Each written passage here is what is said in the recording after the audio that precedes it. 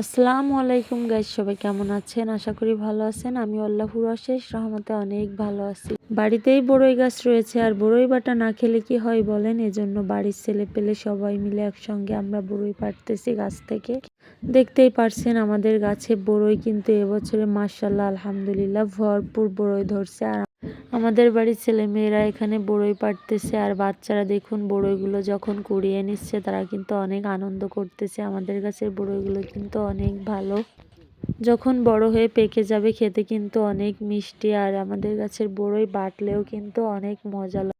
বড়ই বাটা খেতে কার না ভালো লাগে বলেন? বড়ই বাটা দেখলেই তো জিভে পানি চলে আসে। এখানে তো আমাদের বাড়ির ছেলে পেলে এখানে বড়ই বাটতেছে, দেখুন কিভাবে।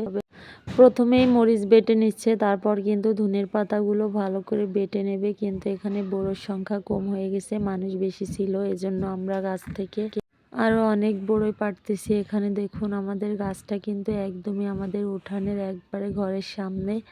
এই ভিডিওটা ছিল দুপুরবেলা, আমরা এই বড়ইগুলো বেটে খাচ্ছিলাম, কিন্তু ভয়েসটা দিয়ে আমার ভিডিও ছাড়তে ছাড়তে বিকাল হয়ে গেছে। আশা করি আমার ভিডিওটা আপনাদের কাছে ভালো লাগবে। আমার ভিডিওটা যদি ভালো লাগে তাহলে আমার চ্যানেলটি সাবস্ক্রাইব করবেন, আমার পেজটি ফলো দিবেন। এদিকে দেখুন হাতে করে কয়টা বড়ই আপনাদেরকে দেখাচ্ছিলাম। বড়ইগুলো কিন্তু অনেক ছোট ছোট, যখন বড় হবে তখন কিন্তু দেখতেও ভালো লাগবে, খেতেও কিন্তু অনেক মিষ্টি হবে। এদিকে তো মরিচ বাটা হয়ে গেছে, এখন দেখুন লবণ দিয়ে ধনের পাতাগুলো ভালো করে মেখে নিচ্ছে সুন্দর করে। ধনের পাতার ভিতরে লবণ দিয়ে বাটা দিলে দ্রুত বাটা হয়ে যাবে। আসলে যে কোনো জিনিস খেতে হলে তার পিছনে কিন্তু অনেক কষ্ট করতে হয়। যেমন বড়ই বাটা খেতে যেমন মজা লাগে, তার পিছনে কিন্তু অনেক কষ্ট আছে। যেমন দেখুন ধনের পাতা, মরিচ, বড়ইগুলো ভালো করে কিন্তু বেটে নেওয়া লাগে, এটাও কিন্তু একটা কষ্টের কাজ। আর কথায় আছে কষ্ট না করলে কখনোই কেষ্ট মেলে না। এদিকে দেখুন ধনের পাতাগুলো বাটা হয়ে গেছে, মরিচ বাটা হয়ে গেছে। মরিচ ধনের পাতা ভালো করে বেটে নেওয়ার পর একটা বলে রেখে দিছে এখানে। আর এদিকে পাটার উপর দেখুন একটা একটা করে বড়ই কিভাবে থেতলে নেওয়া হচ্ছে। এভাবে একটা একটা করে সবগুলো বড়ই কিন্তু থেতলে নেওয়া হবে। এটা কিন্তু একটা কষ্টের কাজ, অনেক ধৈর্য ধরে কাজগুলো করতে হয়।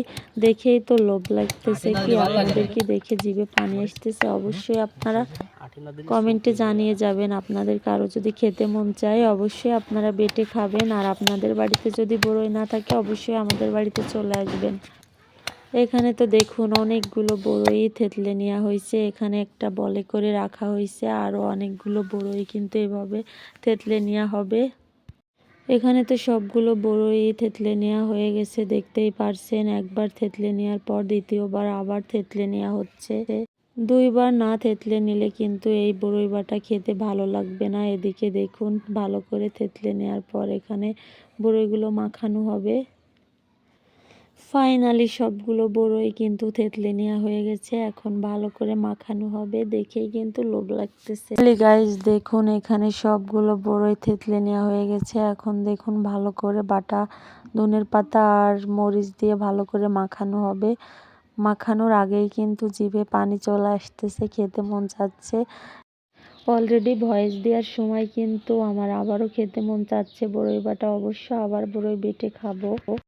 মাখানো দেখতেই কিন্তু অসাধারণ লাগছে। এখানে মাখানো হয়ে গেলে কিন্তু আমরা সবাই অনেক মজা করে বড়ই বাটাটা খেয়েছিলাম। সবার ভিডিও ফুটেজ কিন্তু আমি নেইনি, কারণ সবাই ক্যামেরার সামনে আসতে চায় না, এজন্য শুধু বড়ই মাখানোটাই দেখাচ্ছি আপনাদেরকে। দেখুন দেখেই মনে হচ্ছে কতটা লোভনীয় হয়েছে। আমাদের বাড়ির ছোট্ট মামুনিরাও দেখুন এখানে ভাগ ধরেছে।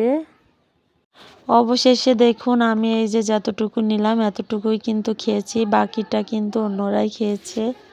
অবশেষে বড়ই বাটা খাওয়া শেষ। এদিকে তো আমাদের বাড়ির পোষা কুকুরটাকে কে যেন বাড়ি দিছে, নাকি ঘা হয়েছে, ওইখানে আমার মেজো ভাসুর ওষুধ লাগিয়ে দিচ্ছিল। সে পশু পাখিদের অনেক ভালোবাসে, অনেক যত্ন করে তাদেরকে। আসলে পশু পাখিদের ভালোবাসতে হয়, তারা কিন্তু সব বোঝে। এদিকে দেখুন আমার ভাসুর তাকে ডাক দিছে, আর সে পিছন পিছন দৌড়ে চলে গেছে। কে যেন তার পায়ে আঘাত করছে, সে কিন্তু খোঁড়া হয়ে হাঁটতেছিল। আমার ভিডিওটা এই পর্যন্ত। আগামী কোনো নতুন ভিডিওতে আপনাদের সঙ্গে আবার দেখা হয়ে যাবে। আল্লাহ হাফেজ।